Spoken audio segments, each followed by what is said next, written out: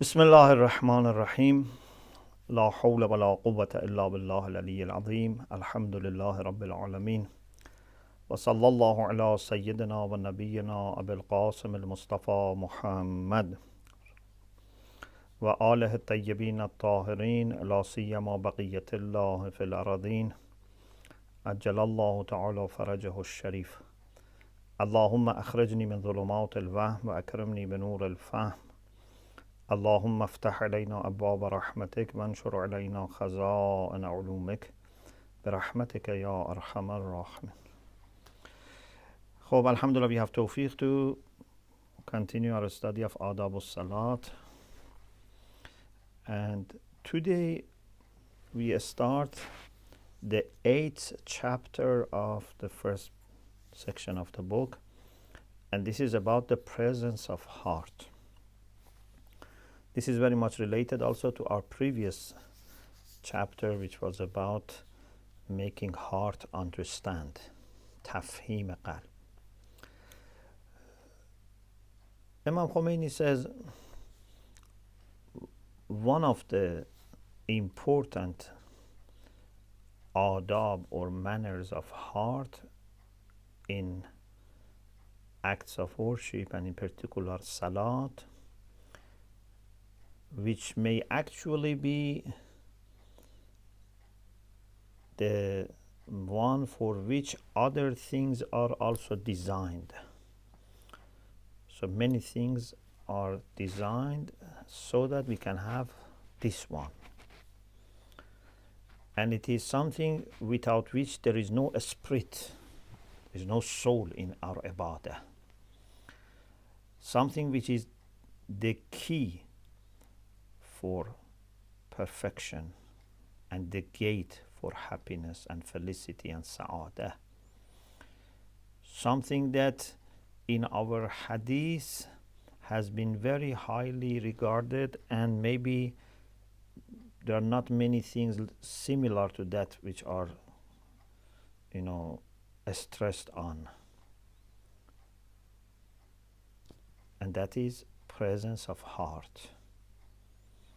So all these things, one of the important manners of heart, something that many other things are required because of it, something that without which we don't have a spirit or soul in our ibadah, it becomes just a form, empty and void, something which is the key for perfection, something which is the gate for felicity, something that our hadith very much have emphasized on, is huzur qalb. He says in the previous book, Sirr al-Salāt, if you remember in the first session I said that Imam Khomeini had written Sirr al-Salāt for scholars, and then a few years later he wrote Ādāb al-Salāt, so that public also can benefit, although itself it's a very, deep and profound book. He says in Sirr al-Salāt and in 40 hadith, we have talked about huzur qalb, but here we want also again to talk about it because it's very important. One of the things that inshallah you should remember from this book, in this whole series that we have had, and inshallah if Allah gives us tawfiq we should continue, one of the key takeaways from this book is this one,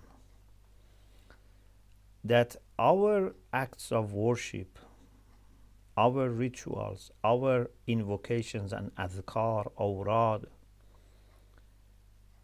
they would only lead to their perfect results when our inner self, our batin, our inner self will be shaped by them. Our inner selves will be formed by them. If acts of worship are just performed by our body, or even body and mind is not enough. It should become the hidden or the inner form of the heart. Surat batiniya qalb. We have said this before. We say it now. We will say it inshallah also in future. This is something that you have to remember. Ibadah, dhikr should form, should shape our inner self. And then our heart should become obedient to Allah, submissive to the will of Allah subhanahu wa ta'ala. Our malakuti self should then be in control of ourselves. When you listen to Allah, when you obey Allah, when you become a servant, then your malakuti self will rule over your body and soul. You become like angels. Imam Khomeini says, in the same way that we have in the Quran about angels, that لا يعصون الله ما أمرهم. They don't disobey Allah, and they act according to Allah's actions, according to Allah's command, amr. They act according to Allah's command. We should become like that. Our heart should become like that. Becomes angelic heart that لا يعصون الله ما أمرهم. So he says, when your entire existence, your entire, he says, mamlakat batin, like country inside you, the territory inside you, kingdom inside you, when it all becomes under the control of will of Allah, and your soul becomes with its faculties an army of Allah, because then you become instruments and agents for the will of Allah, you become like his junud, his army, then you become like an angel. Satan will be defeated. Satan will be sent away from this country, from this kingdom. And real Islam, not Islam in the form of just entering religion, not Islam in the form of just saying Shahadatain and you become Muslim. No. Real Islam, which is submission to Allah subhanahu wa ta'ala, will appear in your heart. In the hereafter, what happens is that because you have been submissive to Allah subhanahu wa ta'ala and you didn't obey shaitan, you didn't obey nafs ammare, your willpower was strong, then what happens is that in the hereafter, Allah will make your will so effective that whatever you want, you can will and you will have it. You don't need to do anything more than wanting them. In the same way that Allah says, kun fayakun, he says be, and there it is. He makes you in the hereafter with the same power. He says, some of Ahl Ma'rifat, he refers to Mullah Muhsin Fayd Kashani in his book Al-Mulyaqeen. He has this hadith that an angel goes to people of heaven, inhabitants of heaven, and he, of course, first seeks for permission, and then he visits them and gives them a letter from Allah subhanahu wa ta'ala and relays the greeting of salam from Allah subhanahu wa ta'ala. In that letter it is written, so this is the letter an angel brings to people of heaven along with conveying salam of Allah subhanahu wa ta'ala. In that letter it is written, من الحي القيوم الذي لا يموت. This letter is from Allah. من الحي القيوم الذي لا يموت. This is from the living and the one who is Qayyum. Qayyum is the one who is not only self-subsistent but also can make other people stand up. And he is not dying. He is never dying. So this part is very clear and we all know. But it is interesting to know the second part. من الحي القيوم الذي لا يموت إلى الحي القيوم الذي لا يموت. To the people, to the person, it will be given to each person in heaven who is also Hayy, who is Qayyum, and who is not dying. Of course, the difference is that Allah is Hayy and Qayyum by His own perfection. These people will have life and power by will of Allah subhanahu wa ta'ala. They are dependent on Allah subhanahu wa ta'ala. So servitude is there, being created is there, being, contingent or mumkin al-wujud is there, but they can do similar things and they can have similar qualities of life. أما بعد فإني أقول للشيء كن فيكون. This was the address of the letter. من الحي القيوم الذي لا يموت إلى الحي القيوم الذي لا يموت أما بعد فإني أقول للشيء كن فيكون. I would say for something be, and there it is. وقد جعلتك تقول للشيء كن فيكون. I have made you also able to do the same thing. You are given such a power.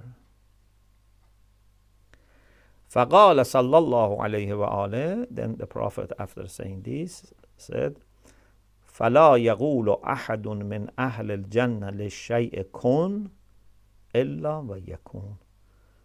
None of the people of heaven would say for something be unless it will be there.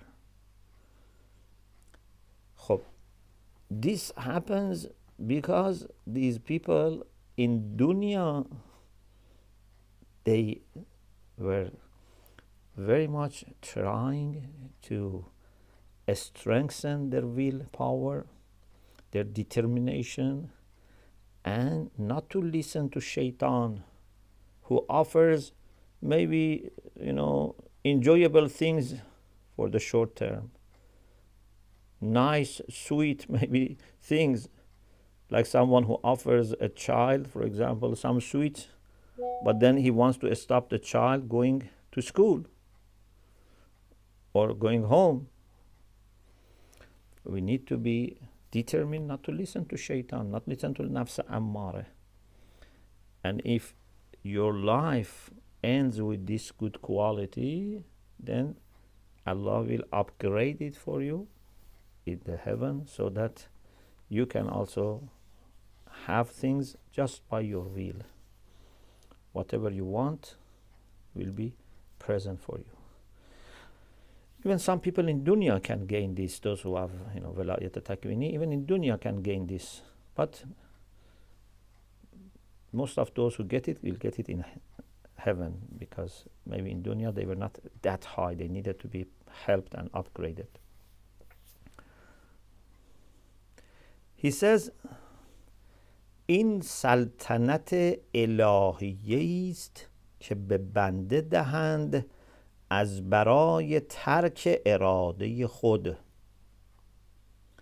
و ترک سلطنت هواهای نفسانیه و اطاعت ابلیس و جنود او. This is divine authority, sovereignty that is given to a servant of Allah because he has not acted upon his wishes or lower desires. He has not followed shaitan or whims. خب. This can happen when we perform our ibadah, and in particular salat, with presence of heart. Because from ibadah we have to learn how to become servant, how to become in control of everything, how to submit our will to the will of Allah subhanahu wa ta'ala. اگر قلب در وقت عبادت غافل و ساهی باشد، عبادت او حقیقت پیدا نکند و شبه لهو و بازی است. He says if heart at the time of ibadah is heedless, this ibadah would not then become real. It's like game, like playing. It's like entertaining yourself, with doing funny things, but not for any purpose. Lahv. Lahv is when you just keep yourself busy and you don't have any serious purpose. He says, if ibadah is without presence of heart, if it is with heedlessness, has no impact on our soul. And as we have in Hadith, such ibadah cannot rise to malakut and cannot go deep into our heart. Our faculties of self would not be shaped and formed by ibadah if ibadah is without presence of heart.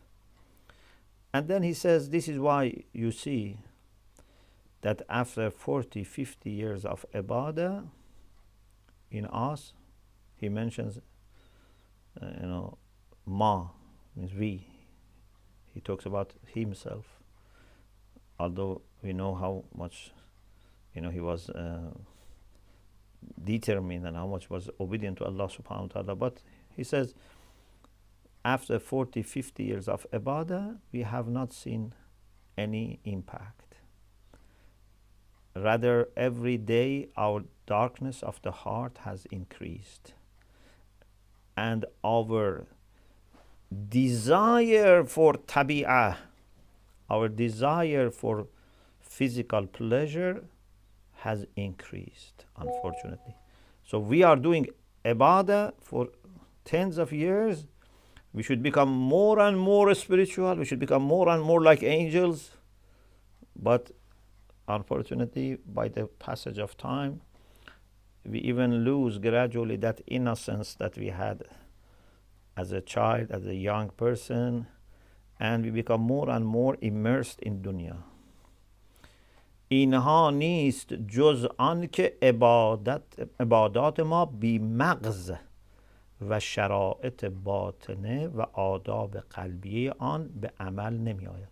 This is not because our acts of worship are done without essence. They are void, they are empty.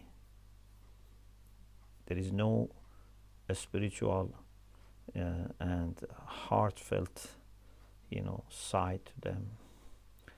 For example, he says, Quran says, إِنَّ الصَّلَاةَ تَنْهَى عَنِ الْفَحْشَاءِ وَالْمُنْكَرِ. Okay, you all know this ayah. Truly, salat prohibits doing ugly actions. It is not nahi in the form of issuing a prohibition. It's not legislative. It is something that is a matter of existentially stopping us doing bad things.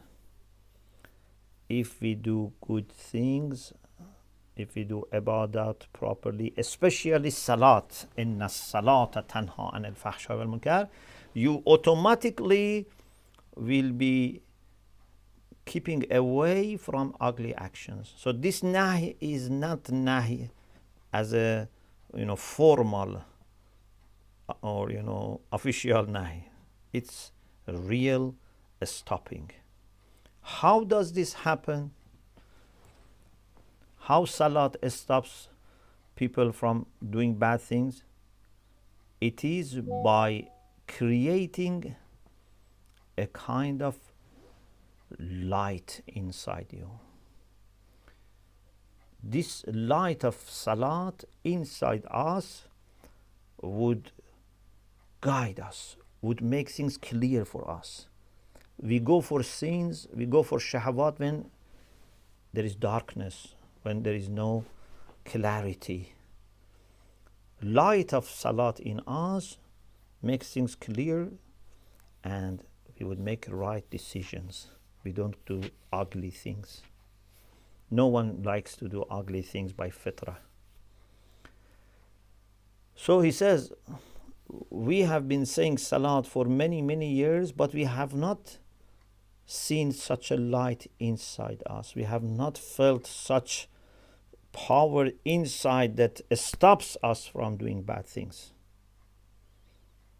Then he says, پس وای به حال ما آن روزی که صور اعمال ما و صحیفه افعال ما را در آن عالم به دست ما دهند و گویند خود حساب خود را بکش.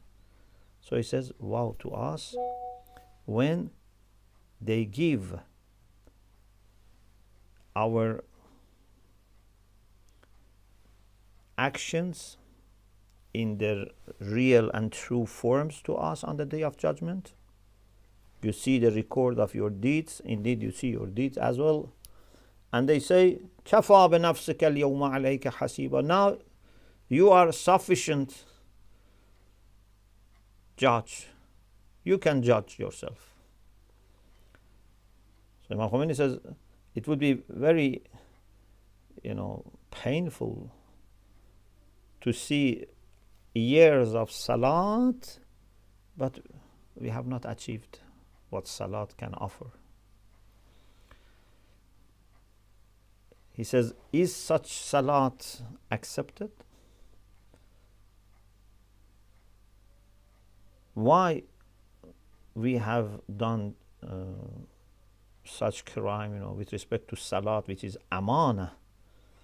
Salat is a trust, is a valuable trust of Allah subhanahu wa ta'ala that we have received, and we should use it properly.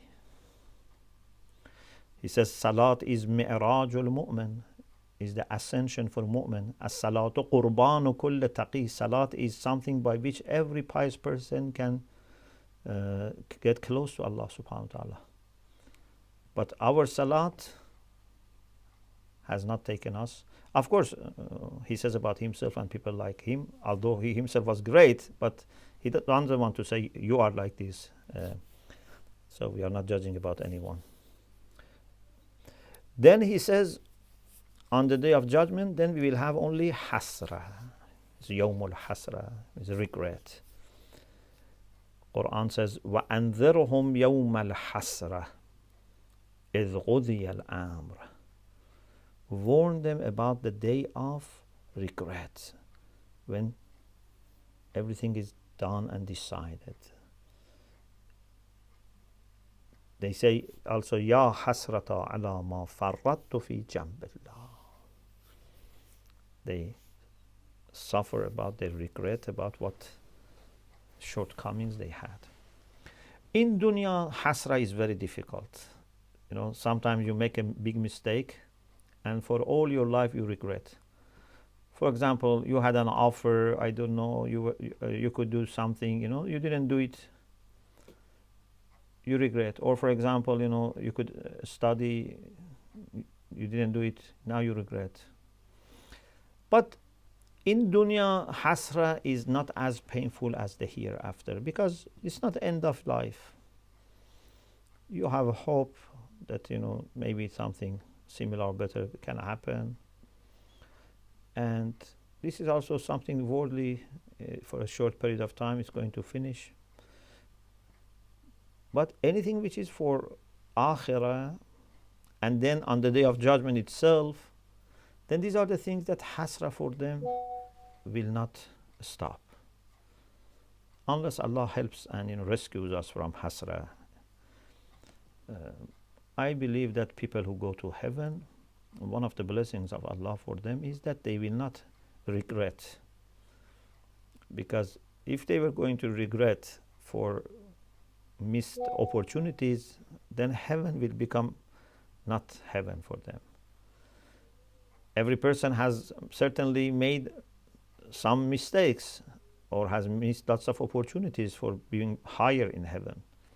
But in heaven, you don't think like those things, because if you want to think like those things and you want to regret, then you will not enjoy heaven. But before heaven, especially on the day of judgment, we have maximum regret in the hereafter. He says, Ey Aziz, my dear, امروز روز مهلت و عمل است. Today you have opportunity. Today you have means and time to act. Prophets have come, scriptures, divine books have been sent down, invitations have come, so that we become awake. And we can go to the universe of light and to the realm of bahjah, joy and surur, happiness. So let's take this invitation. Let's change now. We shouldn't let shaitan block ears of our hearts. Unfortunately, shaitan sometimes, hears the eyes, blocks the eyes and ears, and we cannot see and listen. Prophets, books of Allah, they are all available, but they don't reach our heart. Maybe it goes from one ear, as we say in Farsi, and goes out from the other ear. It doesn't go inside. So he says, Ey qari muhtaram, O respected reader of these pages. In awraq, he doesn't say this book is so humble. He says these papers. He says, O respected reader of these papers. مثل نویسنده خالی از همه انوار و توحیده است از همه اعمال صالحه و گرفتار هواهای نفسانیه مباش. He says, don't be like this writer who has no light, whose hands are empty from righteous deeds, who suffers from whims and lower desires of nafs. تو به حال خود رحمی کن. Have mercy on yourself and make something out of your life. He says, think about prophets and awliyaullah and how in these few days they didn't listen to shaitan, they didn't go after their whims, and they achieved a lot. Shaitan's tricks are very subtle sometimes, you have to be very careful. It says, بسیار دقیق. They are very delicate and subtle. Shaitan presents false things as true things. هر امر باطلی را به صورت حق به انسان تعمیه می کنند. So Shaitan makes you like a blind person who cannot see. Shaitan doesn't present something bad as bad. Adds to it something that you think it's a good thing. So you will be deceived.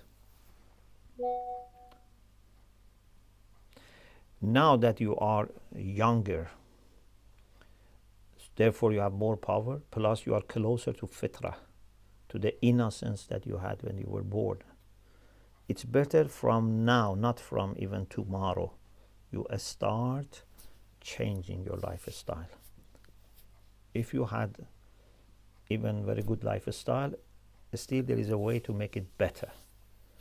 And if you didn't have good lifestyle, so you need to have a U-turn. But today is better than tomorrow. Sometimes they tell us, shaitan or nafs, they tell us, don't worry, we have very good people to do shafa'ah for us, to intercede for us. But he says, this is deception by shaitan. Shaitan's ultimate aim is to take away your iman. But he cannot do it in the first day to take your iman. He will try, but normally he cannot do it in the first day. What does he do? He starts with sins. Committing sins then can lead to losing iman. If you want to benefit from shafa'ah, you must make good relation with those who are going to do shafa'ah for you. With your shufa'ah, with your intercessors, you have to make good relation. Think about their lifestyles. Think about their ibadah, about their riyazah, how they discipline themselves. So, you cannot expect from someone who has no relation with you and you don't resemble him at all, you don't obey him at all, you don't reflect their lifestyle at all, they're going to do shafa'ah for me. Even if you manage to die with iman, which shaitan of course tries to get it from us, but even if you manage to die with iman, shafa'ah doesn't work in barzakh. Imam Sadiq alayhi salam says that you should look after your barzakh basically. Shafa'ah is for the day of judgment. And barzakh and pain of barzakh is not something small. We cannot even suffer, for 1 year, 2 years, few years, worldly pains. Some of the pains even we cannot, endure for an hour, for a few minutes. Some pains, kill us right away. Some, torture us, but still we continue for some time. But pain of barzakh is much more difficult. So we shouldn't take risk. We should do always our best and have shafa'ah for things that we couldn't do ourselves. Like a student who studies hard, take notes, prepare himself for exam, and then if there is a mistake, the teacher can help and would love to help because knows that he has been hard working. But if you get 0, who is going to do shafa'ah for you? Or minus, na'udhu billah. Who is going to do shafa'ah?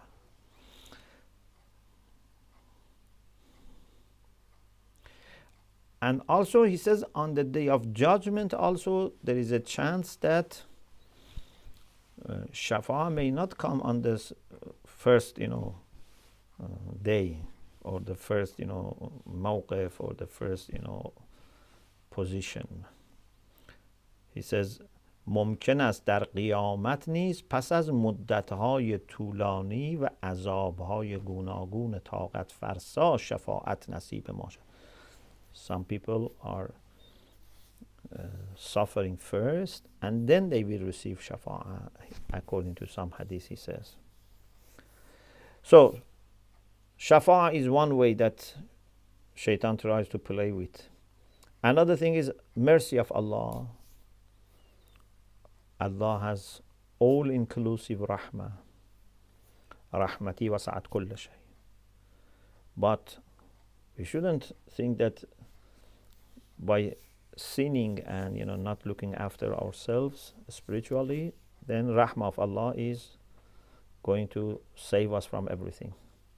Rahmah of Allah is there, but we should reach rahmah of Allah, or we should let rahmah of Allah reach us, not to block it. He says, Allah has sent all the prophets and messengers. Allah has sent all these, divine books out of His rahmah.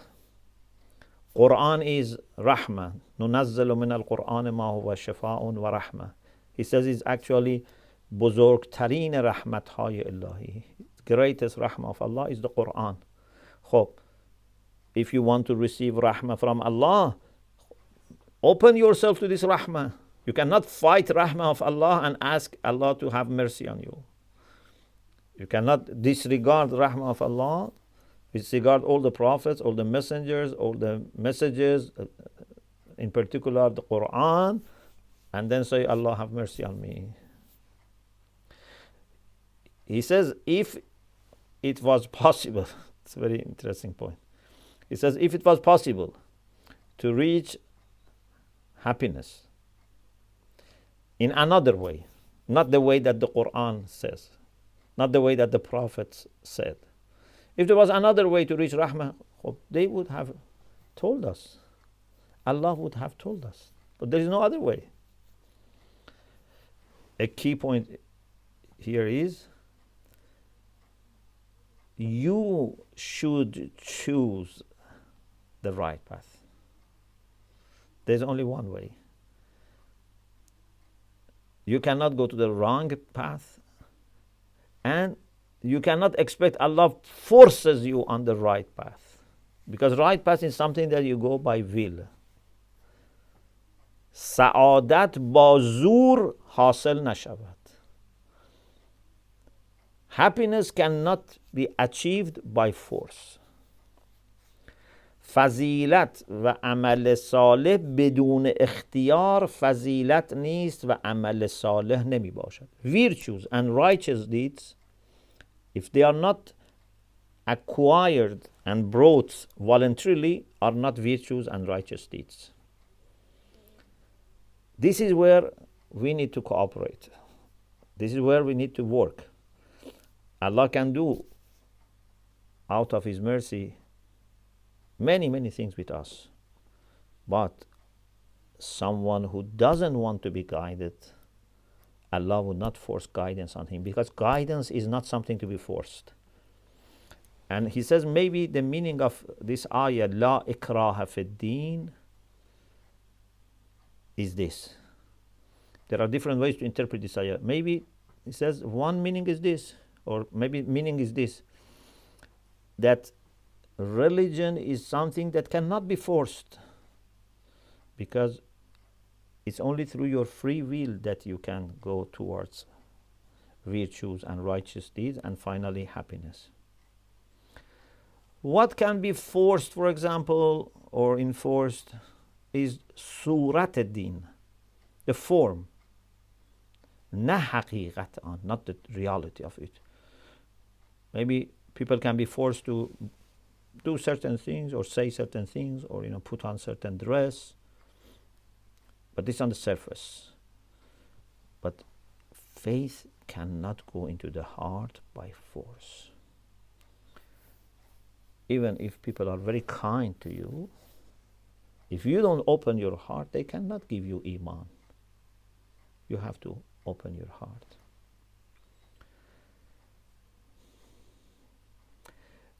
Then he mentions some hadiths about presence of heart.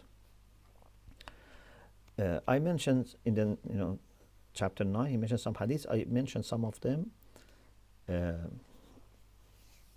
quickly, and inshallah, if Allah gives us tawfiq to continue, then in the next chapter, chapter 10, is about دعوت به تحصیل حضور قلب.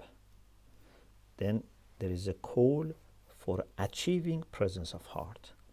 So chapter 8 and chapter 9 that we discussed today are preparations for that. Okay, now some of the hadiths. Rasulullah sallallahu alaihi wasallam is quoted as saying, worship Allah as if you see Him. And if you don't see Him, as if He is seeing you. اعبد الله كأنك تراه. Imam Khomeini says there are two levels.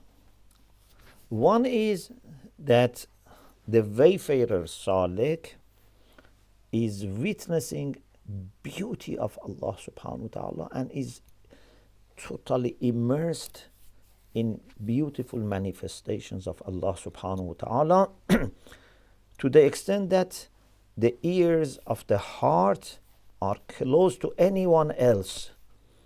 The eyes are close to anyone else. He can only hear and see Allah subhanahu wa ta'ala. He is only busy with Allah subhanahu wa ta'ala. Even he is not attending or paying attention to the presence, to the mahzar or to place of presence.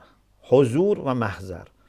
So you are so much attracted by Allah subhanahu wa ta'ala that you don't pay attention even to the place and what is happening. You are not thinking about what is happening.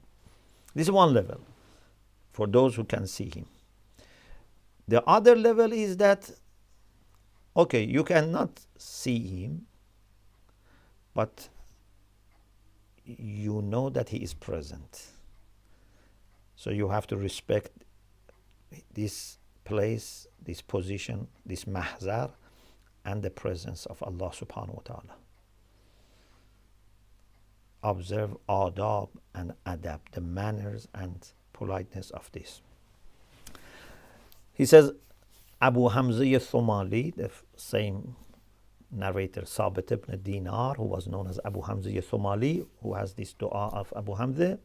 He says, I saw Ali ibn al-Husayn, alayhi salam, Imam Zayn al-Abidin alayhi salam, was saying his prayer, and then his abba, his cloak, fell from his shoulder. But Imam didn't bring it back till he finished his salat. Asked him why you didn't, sort out or didn't, put your, abba back on your shoulder. He said, do you know whom I was, with? Whom I was, for example, talking to? He was so much taken by presence of Allah and his encounter with Allah that he didn't pay attention to his Abba. Rasulullah also is quoted as saying that two people from my ummah stand up for salat, their ruku and sujood look the same, but there can be a distance between earth and heaven between them. So we cannot judge by looking at the people. They bring the same actions, but one of them, his salat is so low that it's like earth compared to the other one whose salat is like sky or heaven.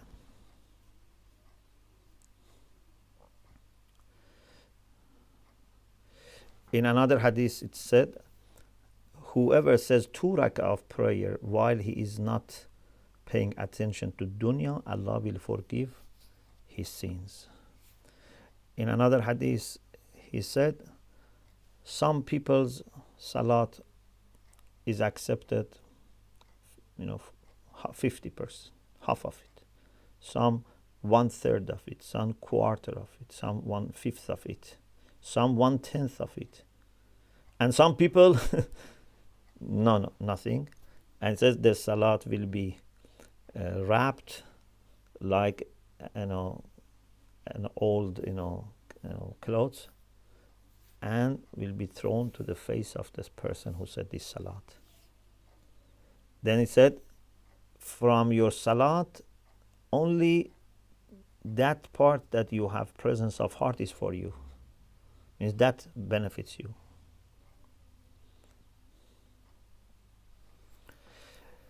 Imam Baqir alayhi salam quotes Rasulullah that when a believing servant stands up for Salat, Allah would look at him or do iqbal to him till he finishes. So there is a special favor, attention of Allah for someone who stands up for Salat. و رحمت از بالای سرش سایه بر او می‌افکند. So mercy of Allah will provide shadow from top on him or her.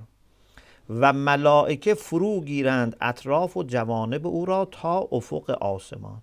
Angels also will surround him up to the horizon of the sky. And Allah will commission an angel to stand on his head and say, O Musalli, O the one who is saying prayer, if you know who is looking at you and to whom you are whispering, you would not pay attention to any other place and you would not leave this place.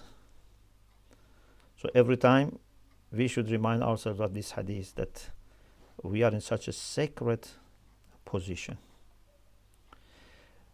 And there are other hadiths, maybe inshallah some of these hadiths also inshallah we will mention at the beginning of the next hadith, because I don't want to rush.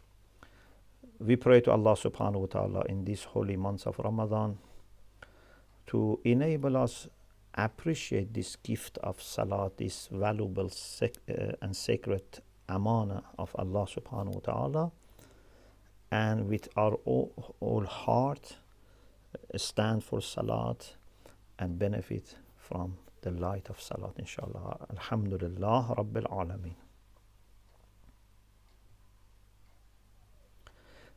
Is there any question?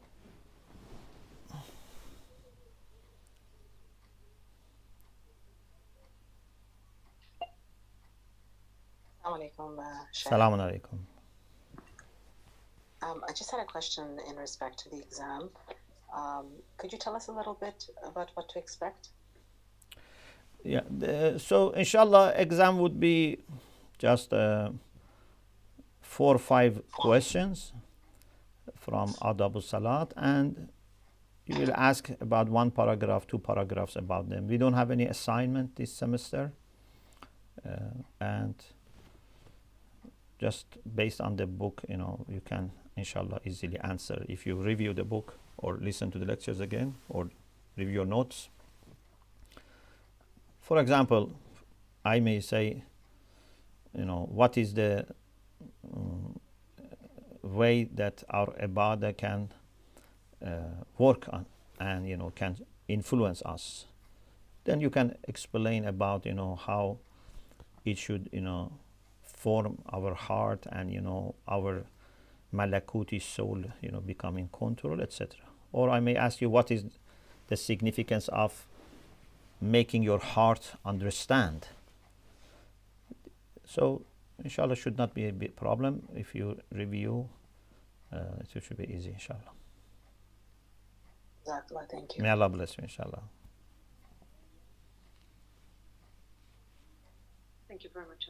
Thank you. التماس دعا. Thank you. Thank you. خدا حافظ.